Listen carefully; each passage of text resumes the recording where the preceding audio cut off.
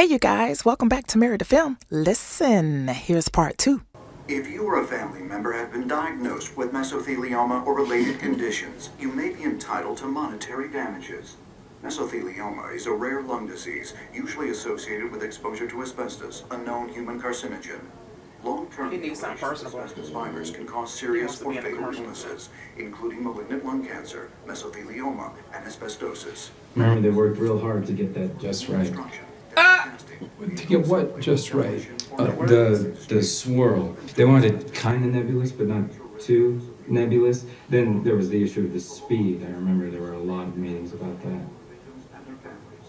You bet. Call Davis and May at 505-242-7700. That's 505-242-7700. That's why y'all ad didn't do well. We need something with a... Cliff signed off on this? The partners were very happy. What do you think? I think whatever happened to showmanship. So that's it? Old lady in the chair? Chair crucial. Does anybody like you? I'm ready for my close-up, Mr. McGill.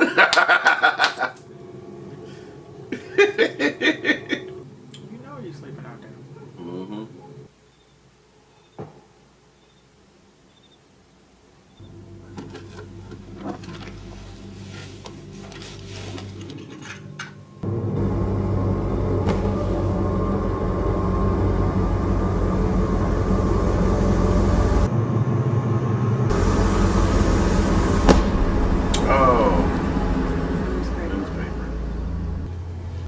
Hey, honey, what's happening? What's wrong? What happened? You left too soon? Where's Kaylee? She's at school. She's fine. She doesn't know about it. Are you all right? Let me show you. It's up there. You see it? Wow. It's right up there. You see that? You see the shape of it? You do see it, right? I see it. What time did you hear the shots? 2:13 this morning. I looked at the clock. It was 3 of them. It was exactly like last time. And you didn't call the police, or did you? No, what's the point? I'm thinking outside the box, but you think maybe it's possible that you dreamed it? It happens sometimes. I didn't dream it, Mike. Because I didn't sleep a wink last night. That came from a bullet. I mean, it must have. It wasn't there before last night. I promise you that. And I don't know. Okay. Okay. Jesus. I mean, I was here and you weren't. I believe you. That's it. We're getting you and Kaylee out of this house. End of story.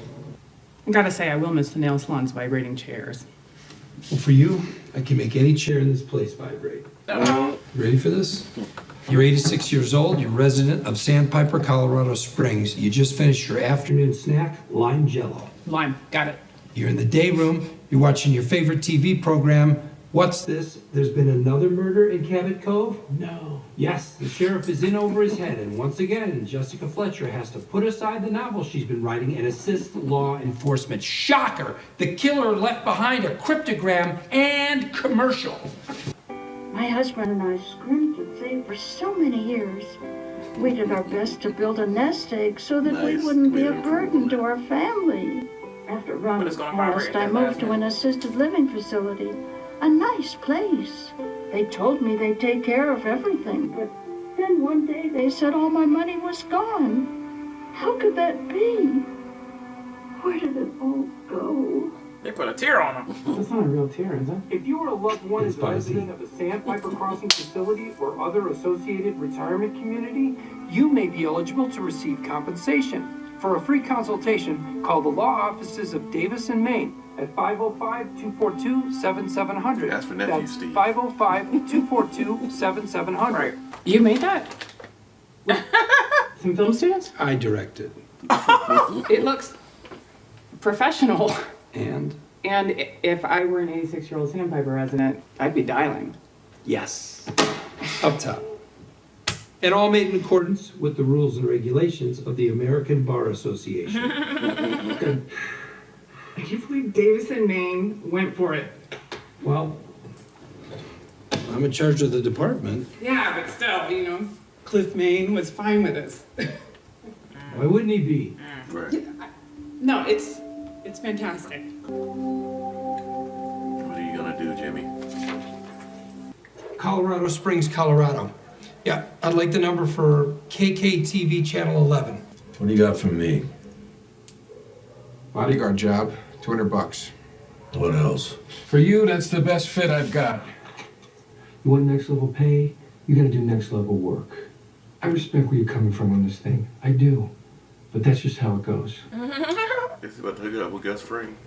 Give me the bodyguard job. For 200? Call you with the wear in the wind. So everybody knows. Then every line starting with 7700 has been rerouted to the bullpen, plus your office. All the assistants know to keep them open. I mean, do you want to work? Because you went behind. They back. Right. But then you lied to her and said that they did approve it. Come on. Good afternoon, Yes, ma'am. Yes, ma'am, that is unfortunate. Now, to get your case started, may I ask for a name and a number of numbers to reach you? Yes, ma'am. We have this in an information packet right out to you. May I ask, are you currently a resident of a Sandpiper crossing facility? Yeah. Something came in this evening, and it's definitely next level pay. Yeah. It's probably a long shot given your selectivity. What's the job? I asked. The guy wouldn't tell me. But whatever it is, it's serious money. And the guy, he specifically asked for you. And who's the guy? Jimmy McGill. It's the boss. This hour? It's never too late for congratulations. He's gonna get cussed out because he didn't run it by him. Cliff, Jesus, you're still at the office. You ran a commercial? Yeah, and oh my God, let me tell you, the response has been... You ran a commercial without ever showing it to me, without first consulting me and my partners. Did you actually think that was gonna fly? I was planning on telling you in the morning. The day after it aired? I only ran it once. Just in one small market. It was kind of an experiment, all right? Kind of under the radar. And in all fairness, you did tell me client outreach was my department. Don't be disingenuous. This commercial, I take it my firm's name is mentioned? Yes. Yeah, Jesus. Howard said you were a little eccentric. You didn't tell me you were a goddamn arsonist. Cliff, to be fair, I don't think I apologize if there was any misreading of the situation on my part. But there's a very positive headline here. We got 103 phone calls today off a measly $700 ad buy. Now, that kind of return on investment, you can't Tomorrow morning, 8 o'clock, my office. We're the partners, and we want to see this thing. Cliff, when you see this... I know. Dang, she gonna be in a meeting too. Mm-hmm. Thank you. Yeah, you too. Okay, see ya. Golden boy. Oh my gosh. What are you doing with your relationships? So what'd I miss? Anything blow up yet? We know it ain't gonna be that crazy, dude. The one with the yellow Hummer. But it's probably gonna be the other guy. Tuco friend? Tuco nephew? Oh, yeah. No nephew. Tuco somebody.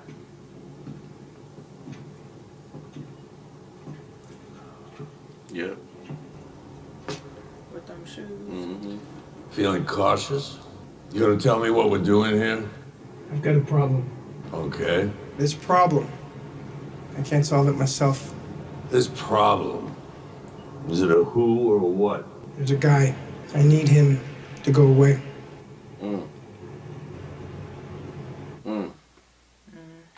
Oh, dang. What kind of crazy crap and all of that? Right, man. I need him to go away, that's it? That's it. Executive producer's name. Nothing else. No music, no nothing. Right. Straight code ending. First things first. Okay. Jimmy is good. Right. Freaks all the honeys, right. Jimmy is good, man. He had his set up to where he knew where the Sandpiper Crossing bus would be going. Yeah. And he arranged with the driver for him to act like the van broke down. He was able to talk to all the senior citizens that was on the bus, and pretty much got them to sign up for the class action lawsuit. While he he was being congratulated in the meeting, the board meeting. His brother freaking undercutting, you know, about the way he got those signatures and things like that. Yeah, undercut. He shanked them. Right, man. He's just He shanked them. Right. So, and in that meeting, what's his girlfriend's name? I don't even know. The whole time I've been trying to figure. Yeah, I think it is. Okay. Anyway, she gave him the cold shoulder. He was trying to play footsies underneath. She didn't want She wanted no parts of it. So, you know, he was like, you know what? I'll do it another way. I'll find, you know, I'll get these people another way. And so he did, man. He got a commercial together. And it worked. That because the phone started ringing off the hook. He was like 3:15. They all at 3 o'clock. They all watching Murder She Wrote. At 3:15, the first commercial from the first part cliffhanger. Hey, that's prime time for them. So he got to go on. But he went behind his boss's back when I felt he didn't need. He went behind his boss's back, but he also lied to Kim, and I felt he didn't even need to lie to her. He could have just said, "Yeah, I haven't showed it to him yet." It would have been no big deal. You know, but that was the only way he was gonna be able to get her over the house, though. Oh, okay. Because she was giving him straight shade, like nothing. You gets nothing from this department over here at Kim's station. We are closed, and no services will be rendered. And I think that's the only way that he was able to get her over there. Okay. He was like, "Let's celebrate, you know, let's whatever," and she was like, "I can't believe he." But yeah, then she pretty much told the truth. She was like, "I can't believe that they said yes to this." I mean, not saying it was a bad commercial, but can't believe they said yes to it. And his boss was like, "You ran a commercial, did it at least have her name on it?" And he was like, "Yeah." He was like, "Yep, 8 o'clock, conference room, you and the partners, let's have it." He was like, "Okay, you wouldn't be disappointed, blah, blah, blah." It's already too late because they're already in a,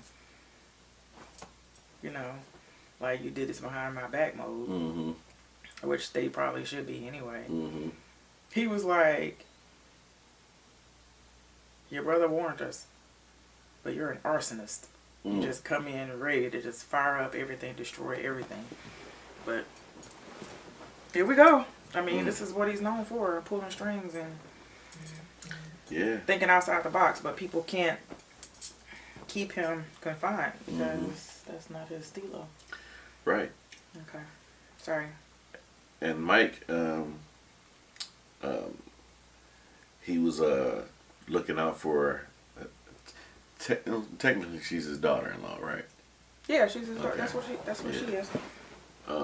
She said she was hearing gunshots, and she didn't want him to stay over or anything. He offered, so he just did a stakeout outside all night. Nothing happened.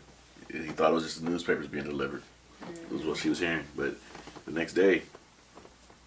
Yeah, it was a mark on the side of the house looked like from a bullet. He was like, okay. She said it was 3 guys, the same as the other night. She was like, "You wasn't here, and it's the same thing. This happened before." He said maybe you were just tired and you were dreaming, or maybe you were just imagining that this happened. And she said, "No, I'm not." She said, "But I haven't been sleeping. I've been up." She said it was 2:13. I looked at the clock when it happened. I'm gonna need you to go on back to bed. Right, exactly. At 2:13 a.m.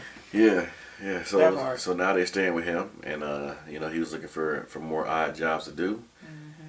Got a call, and it's my man. I can't think of his name right now, but dude is down with Tuco. And he wants him to Tuco. Yeah, and he wants him to get rid of somebody. I need him gone. That's what I need. It's 2 women with the fishes. Right. So that's it. Yeah, that was good though. Yeah. Let us know what you guys thought of that one. We'll see y'all next time. We love y'all. Love you guys. Bye. Bye. Wake up!